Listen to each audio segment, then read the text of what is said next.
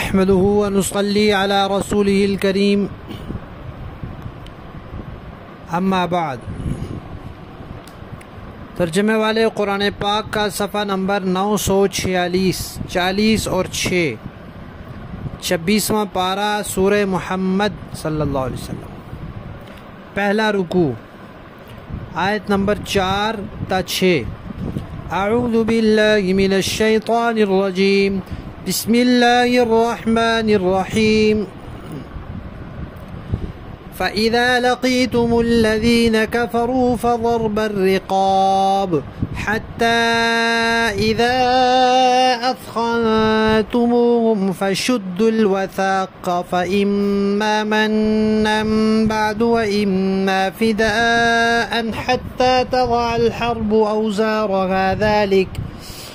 وَلَوْ يَشَاءُ اللَّهُ لَانتَصَرَ مِنْهُمْ وَلَكِنْ لِيَبْلُوَ بَعْضَكُمْ بِبَعْضٍ وَالَّذِينَ قُتِلُوا فِي سَبِيلِ اللَّهِ فَلَنْ يُضِلَّ أَعْمَالَهُمْ سَيَهْدِيهِمْ وَيُصْلِحُ بَالَهُمْ وَيُدْخِلُهُمُ الْجَنَّةَ عَرَّفَهَا لَهُمْ۔ صدق اللہ العظیم۔ گزشتہ آیات میں اس بات کا تذکرہ تھا کہ کافروں کے اعمال ضائع اور ایمان والوں کے اعمال قبول، اس لیے کہ کافروں نے باطل کی اتباع کی ہے اور ایمان والوں نے حق کی اتباع کی ہے۔ تو باطل کی اتباع اتنی بری چیز ہے کہ وہ انسان کو نقصان کی طرف لے جاتی ہے۔ اب اللہ تعالیٰ یہ فرما رہے ہیں کہ باطل کی اتباع کرنے والوں سے یعنی کافروں سے لڑائی کرو اور ان کی خوب گردنیں اتارو اور خوب اچھی طرح ان کا خون بہاؤ، یعنی جہاد کرو اور خوب کرو۔ اللہ تبارک و تعالیٰ نے جہاد کی اجازت دی۔ پہلی جو شریعتیں تھیں ان میں بھی جہاد کا حکم تھا۔ موسیٰ علیہ السلام کے جہاد کا تذکرہ قرآن پاک میں ہے، اور بھی اس طرح انبیاء کے جہاد کا تذکرہ ہے۔ جہاد کے ذریعے اللہ تعالیٰ دنیا کے نظام کو سیدھا کرتے ہیں، درست کرتے ہیں۔ اللہ تبارک و تعالیٰ کی اپنے بندوں پر سب سے بڑی مہربانی کیا ہے کہ ان کو نیکی کا راستہ دکھلاتے ہیں۔ اب جب نیکی کا راستہ دکھلاتے ہیں تو اس نیکی پر چلنے میں اور اس راستے میں اور اس کے پھیلانے میں اور اس کی اشاعت میں ظالم لوگ رکاوٹ بنتے ہیں، تو پھر ظالموں کو ان کے ظلم سے روکا جاتا ہے تاکہ لوگ نیکی کی طرف چل سکیں اور نظام دنیا کا سیدھا ہو، صحیح ہو۔ تو جو لوگ سمجھانے بجھانے کے باوجود، عذاب سے ڈرانے کے باوجود، ہر طرح کی تنبیہ کے باوجود باز نہیں آتے اور وہ پورے دنیا کے اور پورے علاقے کے امن کے لیے خطرہ ہوتے ہیں، امن میں رکاوٹ ہوتے ہیں، تو پھر کہا جاتا ہے کہ اس رکاوٹ کو ہی ختم کر دو تاکہ دنیا میں امن ہو جائے، تاکہ دنیا کا نظام درست ہو جائے۔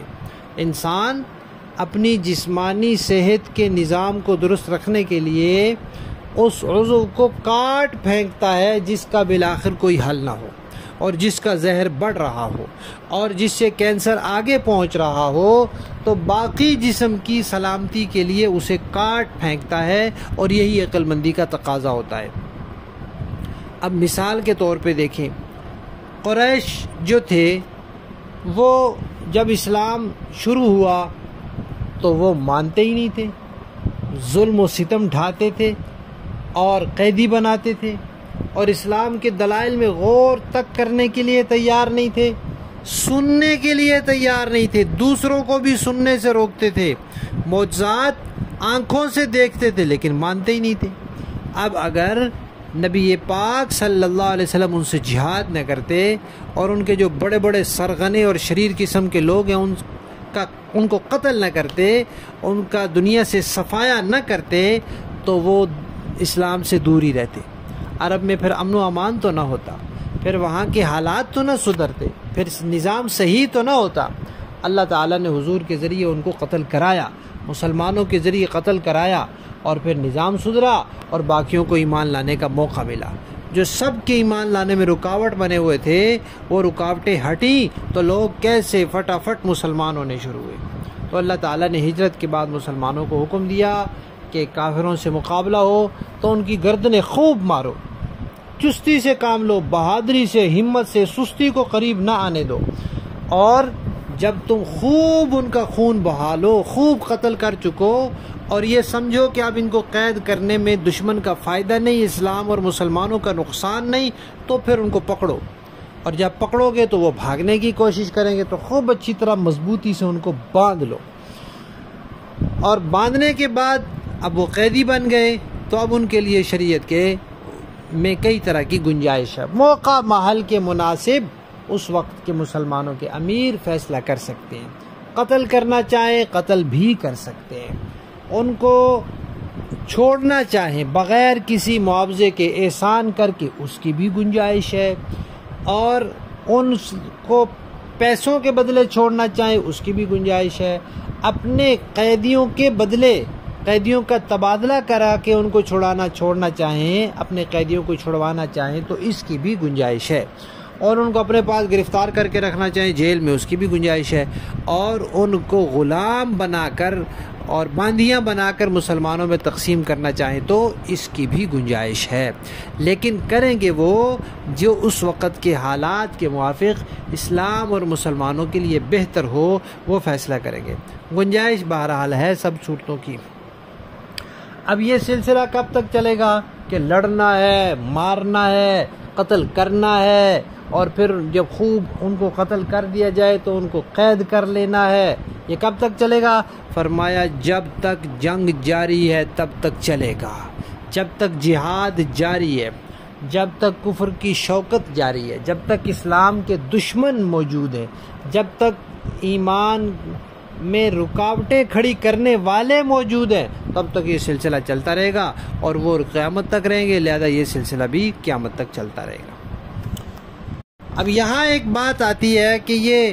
قیدی بنانے کی اجازت کیوں دی؟ انسان کو تو اللہ نے آزاد پیدا کیا تھا، اب یہ قیدی بنانے کا سلسلہ اسلام میں کہاں سے آیا؟ تو یہ سلسلہ اسلام نے شروع نہیں کیا، یہ اسلام کے آنے سے پہلے کا تھا، کہ جب لڑائی ہوتی تھی کچھ بندے پکڑے جاتے تھے، اب ان کا کیا کرو، جیل میں رکھو تو ہمیشہ ان کو کھلانا پڑے گا اپنی طرف سے، تو وہ بوجھ بنیں گے اپنے اوپر، قتل کرو تو اس میں بھی مسائل، اور چھوڑ دو تو اس میں بھی مسائل، تو پھر ان کا حل انہوں نے یہ نکالا کہ ان کو غلام بادی بنا دو، ان سے کام کرواؤ، کمائیں، اپنا بھی کھائیں اور مالک کو بھی لا کر دیں، تو اس طرح وہ قیدیوں کی طرح جیل میں گرفتار لوگوں کی طرح بوجھ نہیں بنیں گے۔ اب جب اسلام آیا تو اسلام نے مختلف صورتوں کی اجازت دی، تو جہاں اور کوئی صورت ممکن نہ ہو، نہ ان کو چھوڑنا ہو، نہ قتل کرنا ہو، نہ پیسوں کے بدلے، نہ قیدیوں کے بدلے، نہ ان کو جیل میں رکھ سکتے ہو، تو پھر اسلام نے اس پہلے والی صورت کی اجازت دی کہ غلام بھی بنا سکتے ہیں، لیکن اس میں ان کا اپنا بھی فائدہ ہے۔ کیسے؟ کہ وہ جب اسلامی معاشرے میں پہنچیں گے، اسلامی تعلیمات کو دیکھیں گے، تو ان کو سوچنے سمجھنے کا موقع ملے گا۔ کتنے لوگ تھے جو غلام بن کر آئے اور پھر مسلمان ہو گئے مسلمانوں کو دیکھ کر، تو اس میں ان کا کتنا بڑا فائدہ ہے۔ اور پھر غلاموں کے لیے اسلام نے قوانین ایسے بنا دیے کہ ان پر ظلم و ستم نہیں کرنا، ان کے ساتھ زیادتی نہیں کرنی، ان کے اوپر ان کی ہمت سے زیادہ بوجھ نہیں ڈالنا، جو خود کھانا ہے ان کو کھلانا ہے، جو خود پہننا ہے ان کو پہنانا ہے۔ ایسا سلوک جب ان کے ساتھ ہوگا تو وہ کتنے متاثر ہوں گے اور ہدایت کی طرف آئیں گے۔ اور پھر غلاموں کو آزاد کرنے کے لیے اسلام نے کئی صورتیں رکھ دی، بھئی قسم کھا لیا کفارہ دینا، غلام آزاد کرو، روزہ توڑ دیا، اس کا کفارہ دینا، جی غلام آزاد کرو، فلاں کام ہے جی اس کا کفارہ ہے، غلام آزاد کرو۔ تو اب اس طرح غلاموں کے گردن میں غلامی کا طوق ہمیشہ کے لیے نہیں رکھا، بلکہ ان کے لیے آزادی کا راستہ بنا دیا۔ یہی وجہ ہے کہ اسلام شروع ہوا تھا تو غلام باندی کا دور چل رہا تھا، چلتے چلتے ایک وقت آیا کہ وہ ختم ہو گیا۔ اب یہاں اللہ تعالیٰ نے ایک بات فرمائی ہے کہ بھئی کافروں کو سزا دینی ہے، اللہ تعالیٰ کے لیے کیا مشکل ہے۔ قوم عاد، سمود وغیرہ قوم لوط کو اللہ تعالیٰ نے سزا دی، کسی کو الٹا دیا، کہیں ہوا چلا دی، کہیں کسی کو پانی میں ڈبو دیا، تو اللہ تعالیٰ ان کو بھی کر سکتے تھے، زمین میں دھنسا دیتے اور آگ میں جھلسا دیتے، ہوا میں ان کو پٹخا دیتے، کچھ بھی کر دیتے۔ لیکن اللہ تعالیٰ ایمان والوں کو آزماتے ہیں کہ بھئی وہ بھی جہاد میں نکلتے ہیں نہیں نکلتے، کتنی ہمت سے کام لیتے ہیں، کون لوگ ہیں جو اللہ کے حکم پر دوڑ دوڑ کر جہاد کے لیے نکلتے ہیں اور پھر کافروں کو خوب قتل کرتے ہیں، اور کون ہے جو آرام سے پیچھے بیٹھے رہتے ہیں۔ تو اللہ تعالیٰ آزماتے ہیں۔ اور آخر میں فرمایا کہ جہاد میں جب بندہ نکلتا ہے تو ظاہر بات ہے کافروں کو مارتے ہیں تو ادھر سے بھی حملہ ہوتا ہے، تو ادھر بھی لوگ شہید ہوتے ہیں۔ اب ابھی فتح تو ملی نہیں، جو لوگ پہلے ہی شہید ہو گئے، تو فرمایا کوئی بات نہیں، یہ حق کی اتباع کرنے والے ہیں، یہ شہید ہو کر بھی نقصان میں نہیں رہے، کامیاب ہو گئے،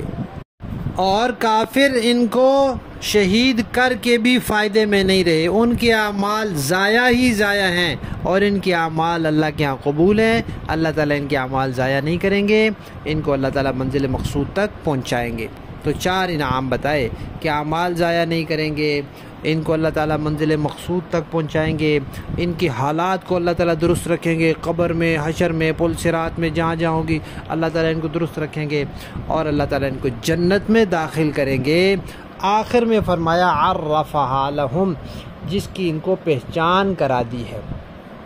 عرفہ کے 2 معنی ہو سکتے ہیں، ایک یہ کہ اللہ نے اس جنت کو خوشبوؤں سے مہکا دیا ہے، اور ایک یہ کہ اس کی پہچان کرا دی ہے۔ خوشبوؤں سے مہکا دی ہے وہ تو آسان بات ہے، لیکن اگر پہچان کرا دی ہے تو اس کا کیا مطلب ہے، یا کرا دیں گے، اس کا کیا مطلب ہے؟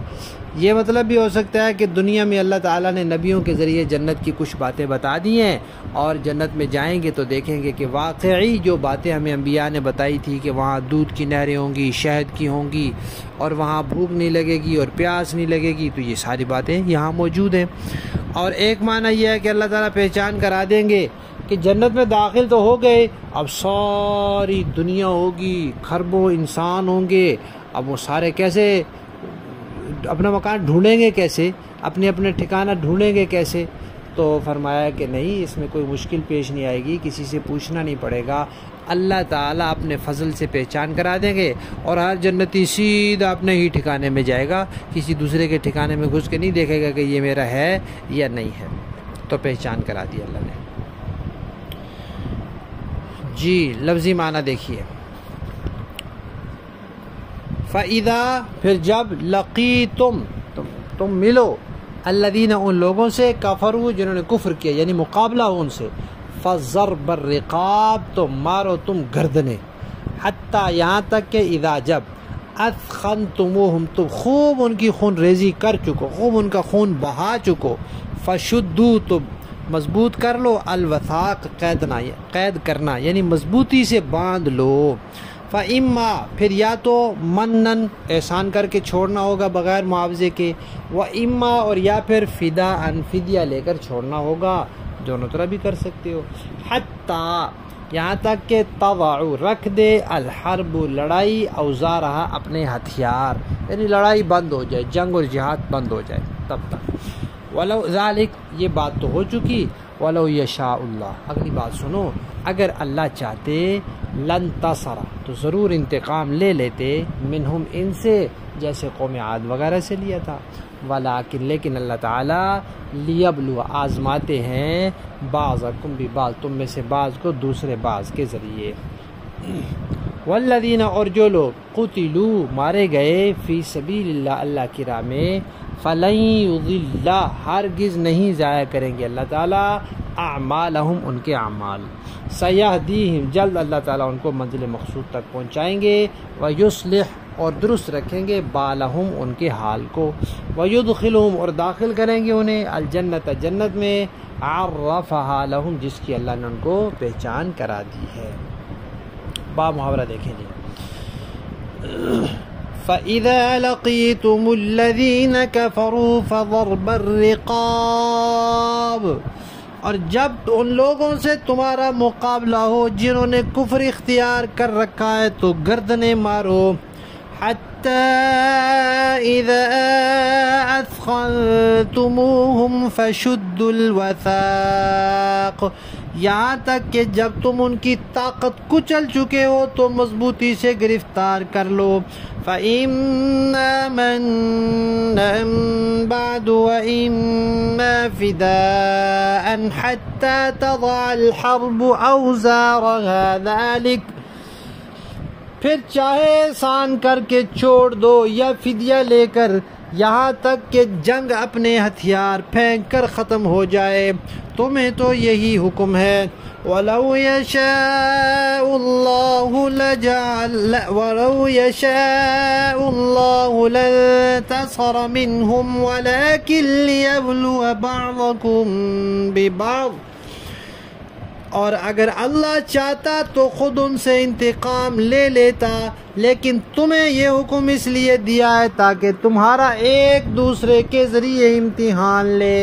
وَالَّذِينَ قُتِلُوا فِي سَبِيلِ اللَّهِ فَلَن